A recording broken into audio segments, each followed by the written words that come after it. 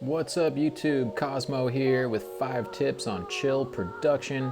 This week we're going to be looking at my song Sunset Motel. Let's take a little listen to that.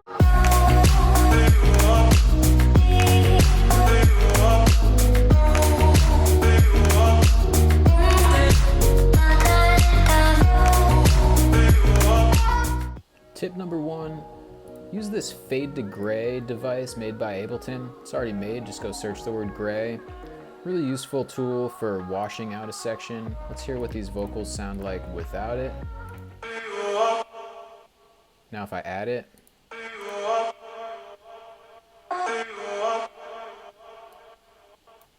If I just pin it to the top here, you'll hear it's like a dotted delay with infinite feedback.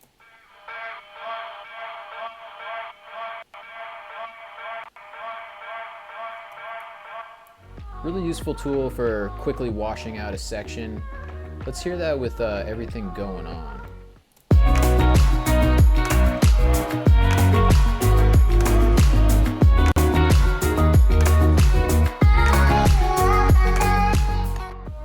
Tip number 2 is flatten your 16th note LFO synths. What I mean here is I have a serum patch that had a LFO to the filter.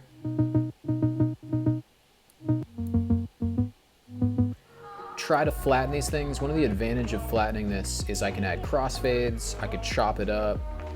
If you don't chop it up, it can get pretty boring because it can just be a continuous 16th notes. Let's take a little listen to that.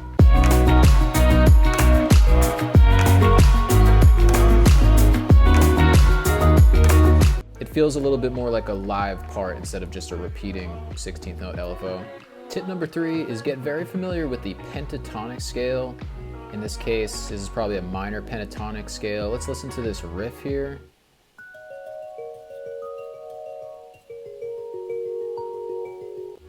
I feel like sometimes as a keyboard player, the pentatonic scale was overlooked and people tend to teach that more for guitar, as a lot of guitar players learn to solo really fast with the pentatonic scale. It's really good for blues solos. But if you play the piano and you want to get good, practice little riffs that incorporate these kind of patterns on the pentatonic scale. In the pentatonic scale, no two notes are right next to each other, so there's very little dissonance, and that's what's good for making these arpeggio type ostinatos that can just kind of work their way into the background. Let's hear how this arpeggio will fit behind this vocal without any dissonance, because it's all pentatonic scale.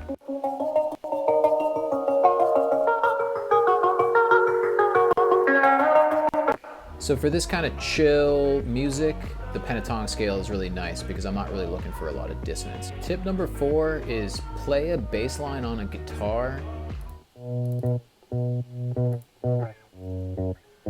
and then pitch it down an octave.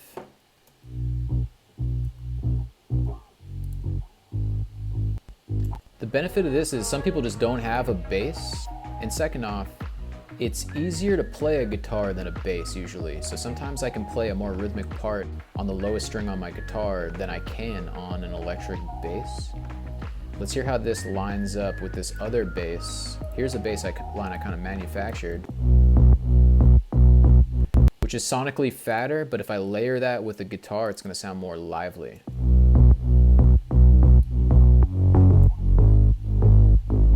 Tip number 5 is go get the Iowa piano. This is free. It's one of my favorite free piano plugins. Let's hear a little bit of that.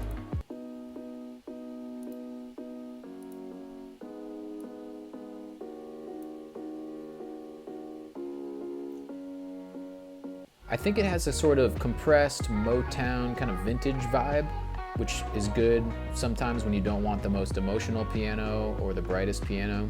Another thing that I'm seeing here is that I'm using open voicing, so don't forget to take some of your notes and flip them around. All right, that does it for today. Thanks for tuning in. If you like these tutorials, please hit subscribe. I'll put a link to the song in the description. I'll also put a link to my Instagram if you want more frequent tutorials. Peace out, y'all.